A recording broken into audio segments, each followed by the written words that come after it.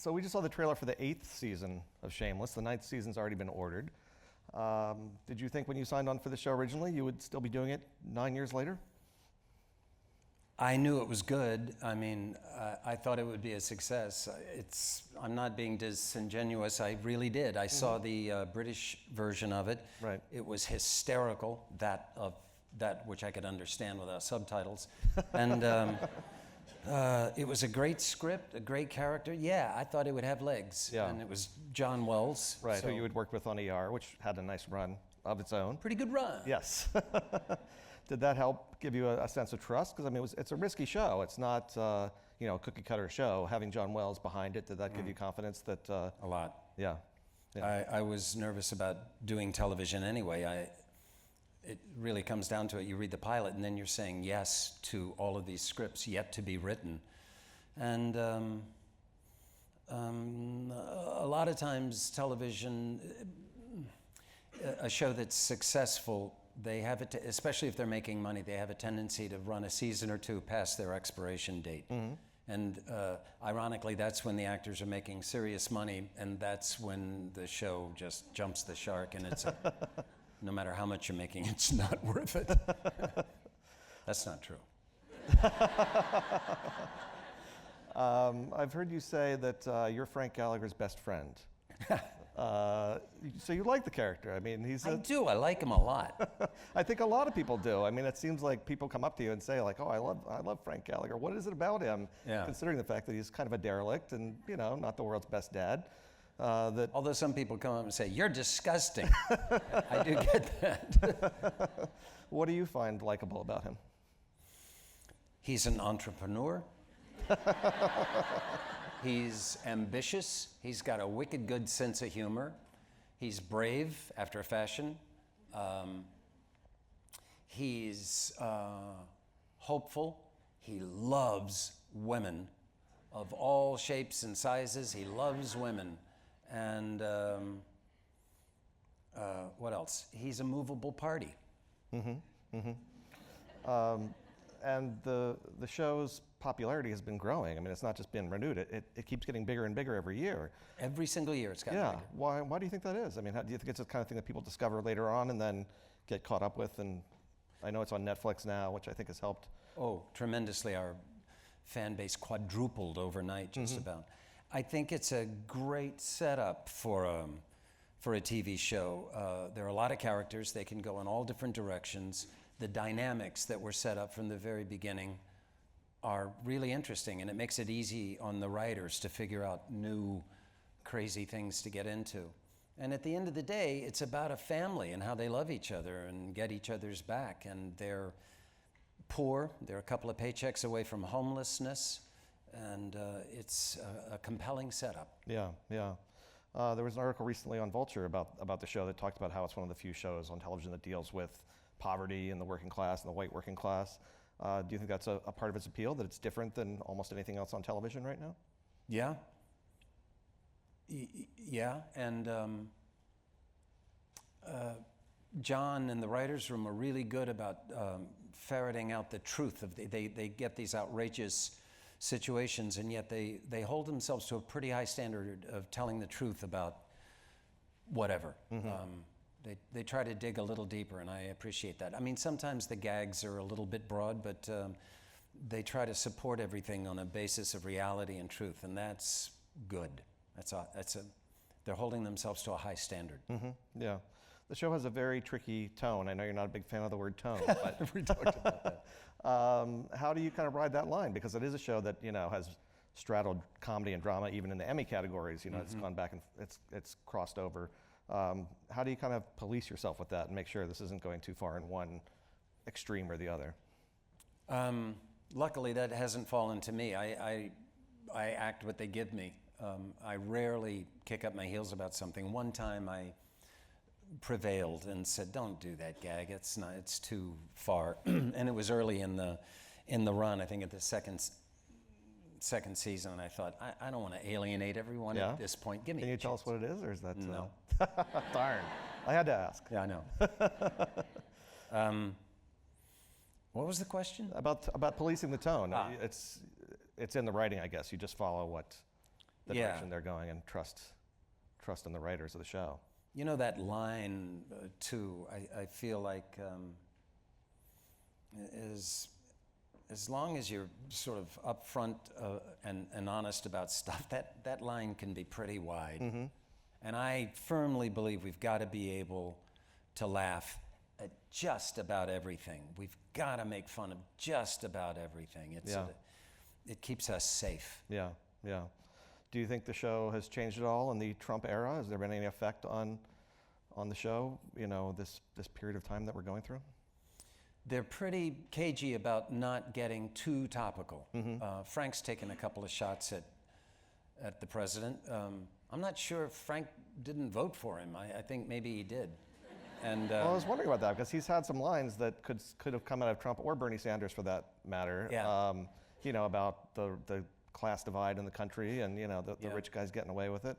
My favorite thing about Frank, at one point he was fronting off as a spokesman for a gay movement, and then they find out he was a complete fraud, and the guy looks at me and says, "Who are you?" And Frank's sort of sheepish, and he said, "I'm whoever I need to be." Yeah, yeah, yeah.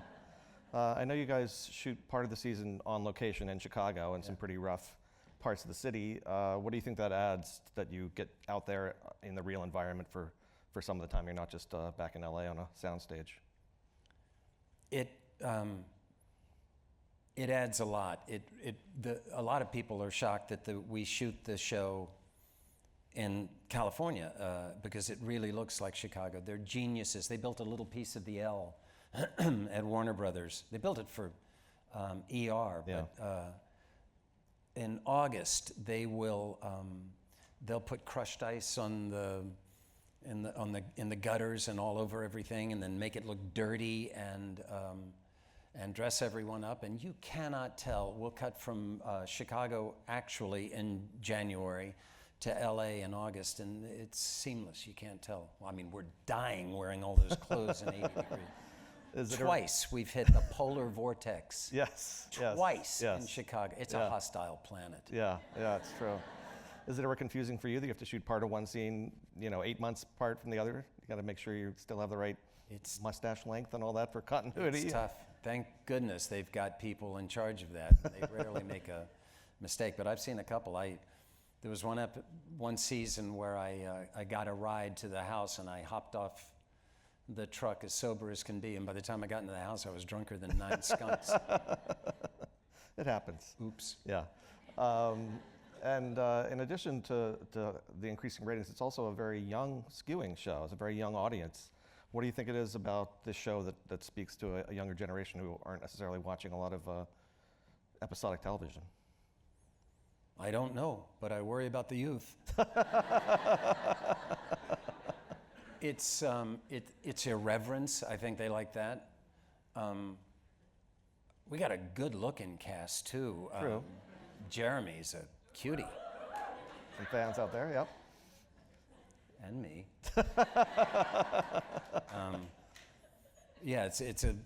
They all have their fans, and when Noel was on the show and Cameron, the Mickey plot, boy, it just meant the world to so many young gay people. And when Mickey was written off the show, they were in a rage. They were so pissed off about it. Yeah. And what's it been like for you to work with these actors who have literally grown up on the show and in front of your eyes? I mean, do you feel paternally toward them, or what's your relationship like? A little bit, and in all candor, the relationship on screen is similar to the one off screen. I'm a third of their age. It's really tough to hang out with them. First of all, my liver would fall out. And I told this story earlier, but they called up and said, "It's Jeremy's birthday. You want to come?" I said, "Absolutely." I said, "Where are you going to do it?" And they said, "Santa Monica." Well, I never go west. And besides, from my house to get to Santa Monica, you have to pack 2 lunches and leave the day before. It's a long trip. Right. And I said, "Okay, I'm there. What time?" They said 10:30. And I said, "No, come on, do it in the evening." They said 10:30 at night. I said, "Well, you're out of your mind." I didn't go. Yeah. Well, I don't blame you. Interestingly, Mark Millard directed our pilot. A great director, and he did the British pilot also, but he really put his stamp on this show along with John Wells. But at any rate, they did things like there were no craft services when we were rehearsing for the pilot. You went to the Gallagher house into the kitchen, and there was a big sign, clean up after yourself. And what they meant was, clean up after your bloody self, you know? We had to wash our own dishes and everything, and we ate out of that kitchen. And then at a point, Mark said, we're going to give you all a ride to it's a sort of a park. There's a miniature golf and a batting cages. Just go and hang out together. And I was in a rage. I'm too old to do that kind of improvisation with these people that I don't even know. And I have better things to do, and it's not going to help the acting, and I hate it, and I didn't want to go. And we got there, and I was grumpy as can be. And we went to play miniature golf, and Emma, who plays Debbie, was in front of me, and she was 9 years old. And she hit the ball, and it hit the windmill, and it bounced back. And they said, do it again. And so it bounced off the thing. They said, do it again, do it again, do it again. I'm standing there. She can't even get the thing past the first. And finally I said, get out of the goddamn way. And I thought, I think this might be our family. I think Mark Mylod might be really smart. Yeah. I mean, do you think people identify with kind of the dysfunction of the Gallagher family? And yet I hear it all the time. Everybody's got a Frank in their family. Yeah. Did you have a Frank in your family? I'm sure. My mom loved to drink and drank a lot. And I imitate her sometimes. Really? She was distance has made her bouts with drinking a lot more fun than they probably were at the time. But Lord, she did some funny stuff. She was in her cups. She would forget who she was just talking to. Yeah? It was a famous story. She was sitting beside my brother's new wife with a neighbor, and the neighbor said, well, what do you think of your new daughter-in-law? And my mother said, she's so selfish. She just spends Fred's money like there's no tomorrow. She's the... And then she realized that she was sitting right beside her on the couch. That's funny.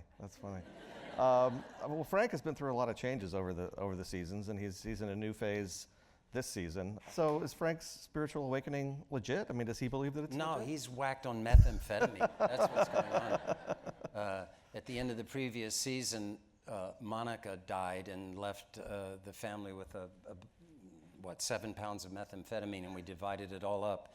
And there's a lot of controversy on who's going to do what with their share. Frank smoked his. I did some research on meth. Oof. Not firsthand. Not a fun drug. And, so I played him as pretty much psychotic for the first 4 shows. Yeah. Just completely whacked. Yeah. Are you surprised they're able to keep coming up with new iterations of Frank this far into the series? I am. In the 4th season or something, I wrote an episode with my writing partner, Stephen Schachter, and so I got to sit in the writer's room, which was an amazing experience. And, you know, in this day and age of all this, the sexual harassment coming to the forefront, it was interesting because John Wells talked to Stephen and me before we went in, and he spoke in generalities, but the gist of it was what we say anything in this room. We got to be willing to say anything in this room and don't take offense, and that's the way it's got to be. And in fact, I walked out of there thinking they all need therapy, but inevitably someone would say something disgusting, some idea, and everyone would go, oh my God, I'm ashamed to even know you, that's disgusting, blah. And there'd be a pause, and they'd say, but you know what you could do, you know, and we're off to the races. And right. All of these great ideas, or a lot of them, were born out of some disgusting notion that someone thought of, or something weird that happened to one of the writers, and then they would just expand on it. Yeah. You've also directed an episode of Shameless a few seasons ago, and directing has become a bigger and bigger part of your life. As was mentioned in the intro, you've made 3 films, and I was lucky enough to see your most recent film, Crystal, at the Virginia Film Festival this weekend, which is not about crystal meth, although sort of. Kind of maybe. Yeah. What isn't about crystal That's meth at the true. end of That's the true. day? It's Crystal with a K, in case you're wondering, and that's the name of the character played by Rosario Dawson. It's a really interesting, offbeat film. Do you want to kind of give us a little elevator pitch on how you sum up the storyline? It's tough to do, which might explain why it took 13 years to get it made. But Nick Robinson plays a guy that's got a condition called PAT, paraxial tachycardia, something or other, that essentially when you get a shot of adrenaline, when you get excited or afraid, your heart goes up to 120 beats, and people with PAT cannot convert. They have to go to the hospital to get a shot. So for the purposes of the story, his is really advanced. So here's a young man who's not in his life, and he has a big monologue at the beginning saying he can't fall in love, he can't play sports, he can't do anything exciting. And into his life comes Rosario Dawson, dressed in this white sheet kind of a thing, which has gotten wet, and he takes one look at her, and kadoing, off they go to the hospital. And in sort of a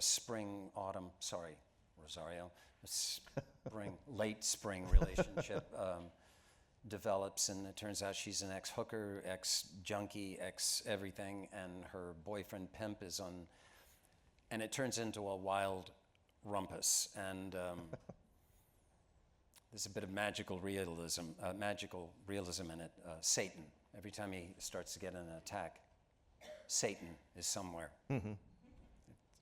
It's a told comedy. You, it doesn't It's a make comedy. a good pitch. Yeah. It's tough. And there's an actress who plays. You play the main character's father. Yeah. And Felicity Huffman plays. Didn't we kill it? You guys were great. I totally believed you were married. What made you think to cast her? I mean, you guys have worked together some before, but I don't know if you've played husband and wife before, have you?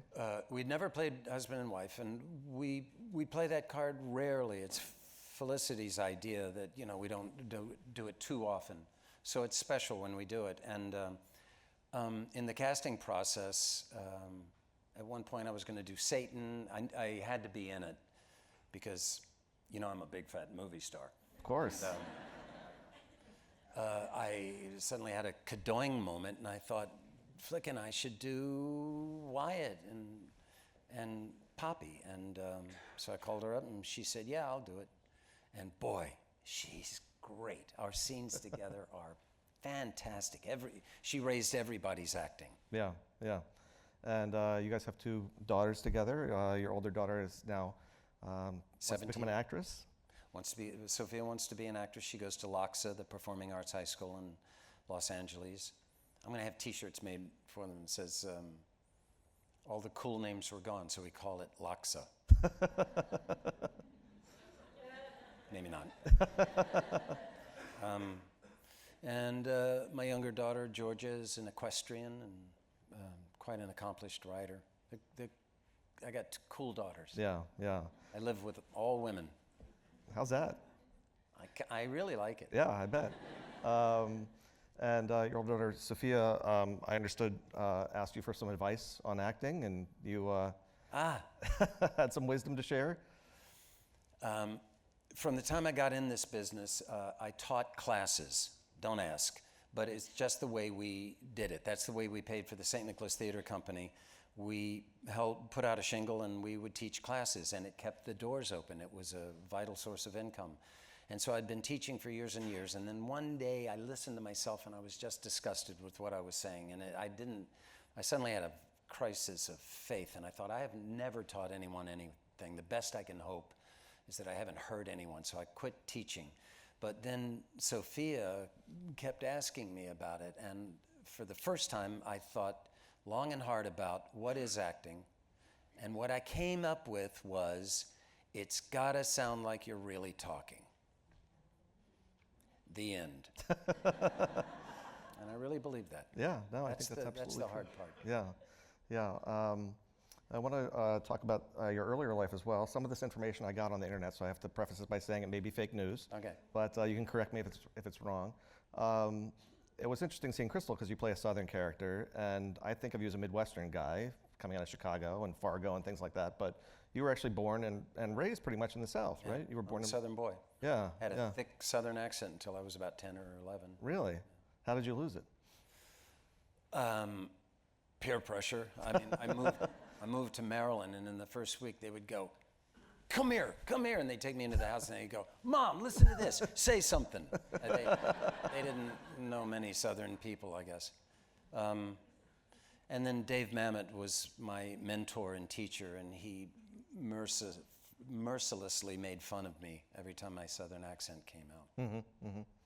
And your father Dave was... refers to me as Hebraically challenged. Your father was a World War II veteran, a bomber pilot, is that Bomber right? pilot, B-17 pilot. Yeah. Did he talk about that much, or was that... was he of that generation that kind of didn't... He did, and in particular, I was living in Chicago at the time, and I was home for the holidays in Maryland, and my dad said, I'll drive you, drive me back. And the second we got in the car, my dad started talking, and he told me, it was the most magnificent trip. For 2 days, my dad told me everything, mostly about all the women he'd been with, but that was sort of the mise en scène, and he wove his way through his life, woman to woman, and he told me all about the war, and it was a magnificent time. I wish I'd written more down. Yeah. I did take notes once we got there. Yeah. So it was amazing to hear your dad talk that way. I bet. And I read, again, this may or may not be true, that you had at one point wanted to be a veterinarian? Yeah. I got a job when I was 14 with a veterinarian in town, and I was good at it, and I liked it, and he encouraged me. But then I discovered you have to go to school and learn things. So that was the end of that. But you're sort of getting to play it out now with St. Francis, I guess. So there you it's go. Full circle. The original vet. That's right. So then how did you get into acting originally? I mean, how old were you when you knew this was what you wanted to do? In high school, I did a play and didn't suck, and did another play, and I just kept failing at everything else, and that seemed to be working for me. And I went to a little liberal arts college right out of high school for a semester and a half, and I did a bunch of plays there. And then with pressure from my folks, I went to a very liberal arts college called Goddard College up in Plainfield, Vermont. You laughed. Does anyone know Goddard? No. Apparently not. No, no rules, no grades, Yeah. no requirements. There were teachers because we slept with them, but it was wild and woolly. And Yeah. interestingly, a lot of people couldn't take it. They couldn't take the pressure of not having rules and regulations. Yeah. And they'd last 2 or 3 semesters. But into this crazy place came Dave Mamet. He had gone to Goddard, and he came back as a teaching fellow, and he started an acting class, and he changed my life. Yeah. And it took you a while to kind of get to New York, and you really kind of paid your dues as an actor. I mean, you were in Chicago doing theater, you were in New York doing commercials and voiceovers. I mean, how do you think that affected you when you then started to get notoriety, a little later in your life and career, as opposed to if you had become, famous right out of the gate? I worry about young people who get fame early. It's hard to handle, and I think a lot of them just flame out. I worry about them. It's not right if they don't have someone to watch over them. For me, I think it made me humble, and I never trust that I'm never going to get another job. It's just ingrained. I think the discipline that is needed for the theater has held me in good stead. I found myself sometimes apologizing for showing up on time. It's just so un-actor-like. I tell people, you don't need to tell my friends I was here on time. I just did everything in my career. I was lucky. I've never actually had a real job. Right out of college, I figured out a way to make the business pay. I did commercials and voiceovers, and taught, as I said, and I did all the plays. I rarely said no to anything, and it was my 10,000 hours. I spent a lot of time. I'd do 5, 6 plays a year in Chicago and the same in New York, mostly off-Broadway and off-loop sort of stuff. Every once in a while I'd get on in Broadway, and every once in a while I'd get a part in a movie. But it wasn't until Fargo that I just, I moved up to the adults table there. Right. And I mean, how did Fargo change your I heard you really campaigned hard for that role, that you were determined to play that character. And what was it about that role that you knew was meant for you? Even though it was described differently physically than me, I clicked with it immediately. I knew exactly how to play it. I've told this story a lot, but I went in for the young detective. And Joel and Ethan said, "That's real good. You want to read for Jerry?" And I said, "Yeah, I do." So I went out in the hall, and I'd read the whole script, and I liked it. I think I'd read Jerry's part a couple of times, just I didn't ever consider that I would be considered. So I came back in, and they said, "That's real good. You want to go home and come back tomorrow?" And I did, and I called every actor I know, and they spelled me. I ran every single scene multiple times. I really wanted it. And they said, "That's real good. We'll let you know." And then they went to New York, so I got my Lutheran ass on an airplane, and I crashed the audition here in New York. I came walking in, and I said, "Don't you cast somebody else." I said to Ethan, "Don't you cast someone else in this, or I'll shoot your dog." He just gotten a puppy. It's not a good idea for the actors out there. Don't do that. It rarely works. Well, but it worked for you. So, and you ended up getting an Oscar nomination for it. I mean, what changed with that for you? I mean, just the opportunities you were getting, the recognition, people knowing your name in addition to your face? It takes about a year for an Oscar nomination to really manifest itself. But what you discover is that you don't have to audition anymore. You start getting offers. Thank you, Lord. The worst part of the business is the auditioning process. And actually, I was a terrible auditioner until about the year before I got the nomination. I really got it down. I was starting to book stuff. Yeah. And then I didn't have to audition anymore. And now, interestingly, I say, will you read me? I'd love to audition for you. Oh, the irony. Yeah. But it's just an Oscar nomination is a great career move. I should have done it much earlier. I'm sure that's true. I mean, you're famous for doing mammoth plays, which are famously difficult to handle the dialogue, the inflection and pauses and so forth. I mean, was there a similarity between that and the Midwestern dialect in Fargo? Did that give you an advantage maybe over other actors to? Well, I think because Dave was my mentor, I have a prejudice for the kind of writing that I like, but I think I'm pretty good at recognizing good writing. And I think I learned a lot from David about story structure. I took that McKee course, and I don't know, I think I'm pretty good at reading scripts. Yeah. There's a trick, do we have a lot of actors and writers in the? One woo. Anyway, if you don't read the stage directions, which are nonsense anyway, I hate stage directions. Only writers like them. But if you skip the stage directions, just read enough to know the setting and what you need to know, you can read a film in the same time that it'll take you to see the film. So you really see the movie in your mind's eye. You can go so fast, and you can experience it. It makes it much easier to figure out what's a good script and what's not a good script, what will work and what doesn't. And I learned that from Dave, and Fargo read like a mammoth script. It's that good. I mean, completely different voice, but it's that good. Right. Ethan is a magnificent writer. Yeah.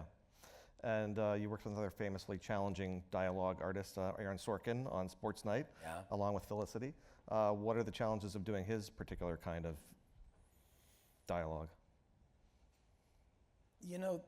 The real challenge when you get something like Aaron Sorkin or David Mamet or Joel or Ethan, all the good writers, I think you put a pressure on yourself to make it letter perfect, to do it word for word. Other than that, it's more of a joy than a caution. I've always said of Dave's dialogue, it is difficult to memorize because it's very specific and it's got a very particular tune. And if that tune is foreign to you, it takes a while to get into it. And he loves mixing up syntax to match what he hears on the street, the way people actually talk. And it's a little tricky to memorize, but once you memorize it, it's like driving a Porsche. It's magnificent. When I meet another guy that's done American Buffalo, inevitably we'll start saying the lines to each other. It's like your favorite lyric to a song. It literally gives you pleasure to say it. There are Mammoth lines that they thrill me to this day. And a few years ago, you did Mammoth again on Broadway with Speed the Plow, the revival. And I know you didn't have a whole lot of time to prepare for that. Oh, Lord. I'll never do that again. That was the most terrifying thing I've ever done. Really? Oh, God. I memorized it over Christmas. I got there. I had 2 put-in rehearsals. The cast was magnificent, but they were working. They couldn't. Right, because Jeremy Piven had dropped out, and they asked you to sort of step in on short notice to keep the show going. The understudies worked with me, but I really had never gotten through the play. And Felicity was in town for some publicity, and so she was here with me. She had to leave before we opened, and she kept saying, "Remember to breathe. Remember to breathe." And I finally blew up, and I said, "The fuck does that mean? I don't know the lines. Do you understand this? I can't get through it. What does breathe mean? Will you shut up with the breathing?" And then the day came, and there I was sitting at the desk. There was an act curtain so I could hear the audience out there. And the stage manager stuck his head in. He said, "Are you ready?" I said, "Yeah." And I suddenly realized I was going to faint. I was so frightened. I was hyperventilating. And this voice came into my head saying, "Remember to breathe." And I took a couple of deep breaths, and I didn't faint. And then Raul Esparza came on stage, and he blew his first line. And I'm talking, but I'm thinking, is he that frightened? Is he more frightened than me? Or is he messing with me? Actors do this. You're talking away, but you're really doing your laundry list. It can happen. And Felicity had been in the original production, Yeah. replacing Madonna. So, I mean, did she have a special insight into the show as a result of that? Or? She didn't say it, but she knew I was fucked. It's hard to memorize that stuff. If you've got time, you can do it, but I had to stuff it in a very short amount of time. And I'm pretty good at memorizing lines still. Do you have any tricks to memorizing them? I mean, do you have a technique that you use? Or Yeah, I do. you're not going to share it with us? It's boring, but I found that I got it from Felicity.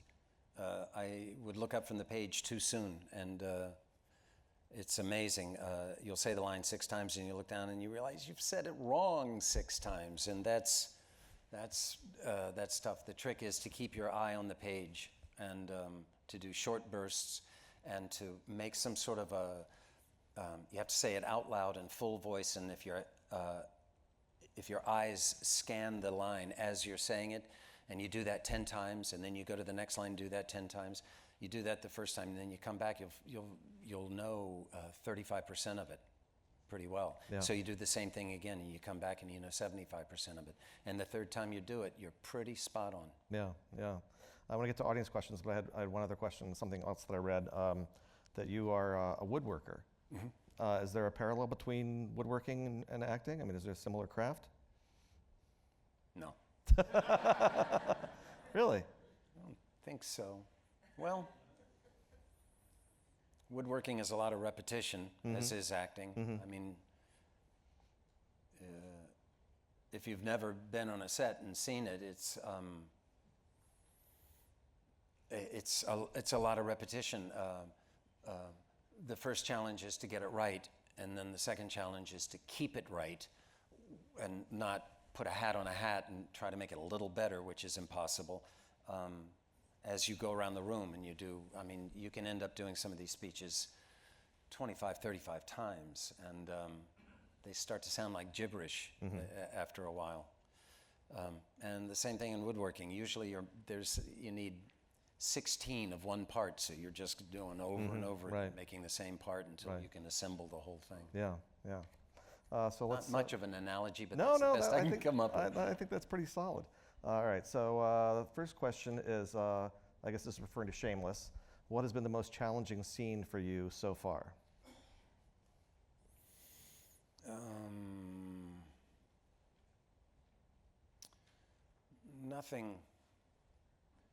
Nothing stands out. There have been,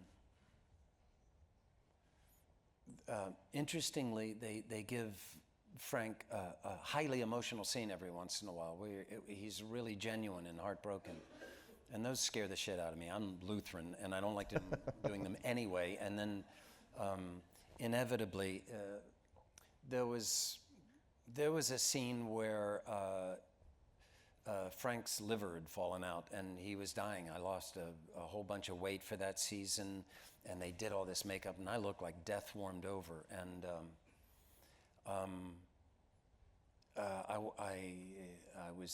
Frank was raging against his infirmity, and he said, "I'm going to the bar." And they said, "You can't, Frank, you can't do it." So they brought the bar to Frank. Oh, God, it makes me weep to think about the scene. But all those retrobates in the bar all the time, they were in the Gallagher house, and they set it up. Yeah. And I just wept Yeah, yeah. through the whole thing. And again, the first time we did it, it was so genuine, and I was so full of it, and I was crying like a baby. But then I had to do it 85 more times, and I thought it was so good, and now I've lost it. Now I'm pretending to cry. Yeah, well, next question. What similarities do you have with Frank? I can party. I can drink a lot. I like being bold and saying the unspeakable. I like just blurting it out, Yeah. seeing how it's going to fadge. I don't know, he's curious.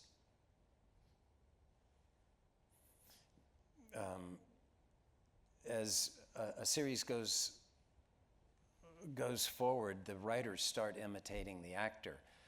I've gotten to know them, and so more and more I see my turns of phrase and my peculiarities in the character. So we're a lot alike. Yeah. I mean, it's hard to differentiate. Our rage looks the same. I don't know. Next question is kind of similar, but maybe you can answer it differently. What is the hardest part of playing Frank? Well, it's a good question. Technically, we shoot really fast. To give you some perspective, a big feature film might shoot 1.5 pages in a day, maybe 2 pages. If it's a big stunt, maybe 1/4 of a page. We shoot 10 pages a day, regularly, without going into overtime. I've been into overtime maybe 6 times in 8 years. Mm-hmm. That's how well the show is run. But we're running. We're going fast. And recently they've gotten very good at scheduling, so it's not unusual that I'll shoot my parts of the episode in 2 days. So I'll show up sometimes and it's all Frank all day, 12 hours of lots of speeches, a lot of talking. And it's exhausting. It's a lot of lines to learn. You've got to have self-discipline to make sure that you start 4 days in advance. Otherwise, it's a long day. But if you know the lines really well, it's still really exhausting. And then the other thing was Frank is loaded so much. For the first couple of seasons, I found myself doing a great drunk, but forgetting to do the scene. Mm-hmm. I was guilty of that a lot. I let the externals of the part take over a little bit, and I look back with regret. I wish I'd gone a little deeper on some of these moments and not been so facile with acting drunk or funny. What is one piece of advice or tip you would give to an actor starting out in film or TV? Take Fountain. I love to say that. You know that? It's an LA reference. It's an LA reference. It's a street in LA that has very few lights on it. I didn't make it up. Is Betty Davis? I think it was Betty Davis. I think she said, "Take Fountain." Yeah.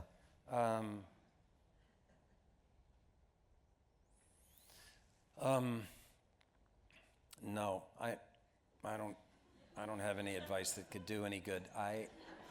I doubt that.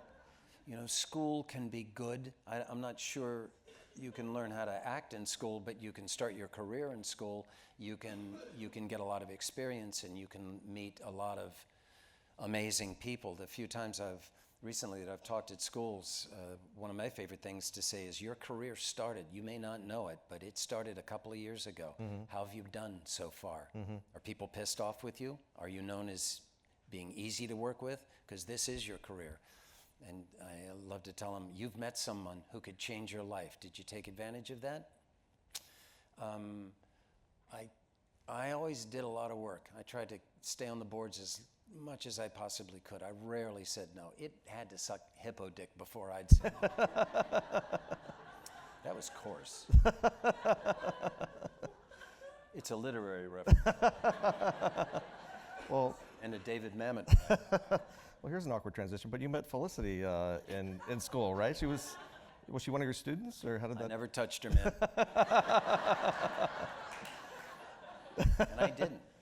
Yeah. I didn't. Yes, she was my student, but we didn't start a relationship until about 10 or maybe 12 minutes after the last class. It was love at first sight, boy. I saw that broad and I was swept away. Yeah. You didn't get married for a long time, though, right? Yeah, we were, young and gay, and I didn't believe in marriage and yada yada yada yada. I had been married before, and it didn't work out that well, and then one day I woke up and realized I wanted to marry her more than anything, and then she didn't want to marry me, and I kept having to ask her over and over and over. Yeah. How'd you convince her? I just started talking about the dress. Ah. I said, just for talk, when you get a wedding dress, is there lead time? I mean, how long does, if it's custom made, if you get a designer, I had her.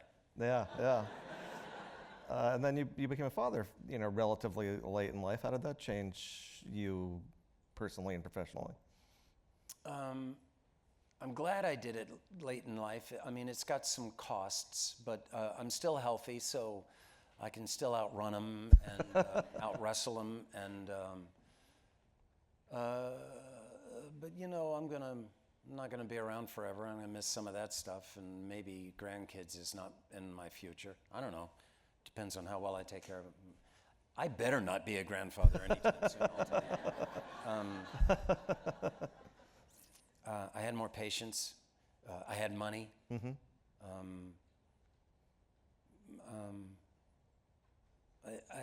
I was surprised. I didn't think I would ever be a father, and boy, I really like it.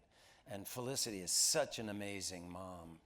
It's been a joy. Yeah. I mean, it's like getting hit by a bus when they're young. It's we got through it. Yeah.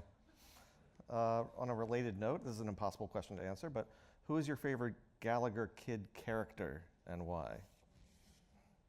Right now, I love little Liam. He's just great.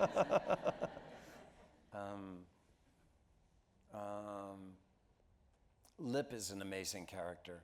There's just something about him that is so hypnotic, and Jeremy is a stunning actor.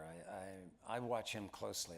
I want to figure out what that voodoo he does, but he just draws you in. He does very little, and he draws you in. Ethan does the same thing. He plays Carl. He does nothing, and you can't take your eyes off of him. He sits down at the table to eat breakfast, and he eats breakfast. Yeah. I can't tell you the number of times I've probably been guilty of it, but you see an actor eating a bowl of cereal, and he indicates eating a bowl of cereal. Right. Couldn't be simpler. Just eat the freaking cereal, man. You don't have to act like you're eating cereal. Yeah. What's one thing you now know that you would tell your younger self? Wow. To calm down. I think as a young actor, I was a jerk, and I took everything so seriously, and I was humorless about it. I wish I hadn't done that. It took me a long time to figure out this acting thing, and I really want to do it for a long time because I sort of got I got the gig down. It's such a delicious combination of preparation and flying by the seat of your pants. You prepare as thoroughly as you can, and woe to you if you don't do the preparation. In other words, if you don't know the lines well, it's a terrible day. If you know the lines really well, you'll act those scenes until the cows come home. And I finally got mature about that, to learn the lines better and to think about it, to bring a little technique to it. I'm not big on technique, but there is technique to figure out, to go a little deeper, to figure out what the scene's really about, not just act the words, which it took me a long time to realize. You can't act the words. The words are gibberish. You can only act the action. And sometimes the action is very hard, is a very difficult decision to make. And there's artistic answers to what the action is, and there's the obvious answers. And I've gotten better at doing it, and I really like doing it now. So you come as prepared as you can, but then there's the other half of it, which is to just leap off the bridge and trust that you've got a parachute. Just to throw yourself into something not knowing how it's going to work out. I know it sounds obtuse, but I think perhaps it's better explained by the opposite of that.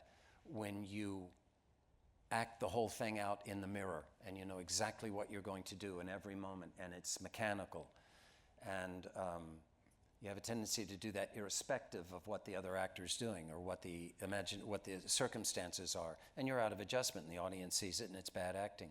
But it takes a great amount of courage to throw yourself into a scene not knowing where you're going to go with it, or to make a plan, and the second you get into the scene, it's out the window. There's the other actor has bigger medicine, so you just go with it, and it's a high wire act.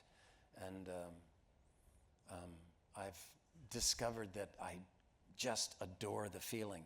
I'm self-conscious in my life most of the time.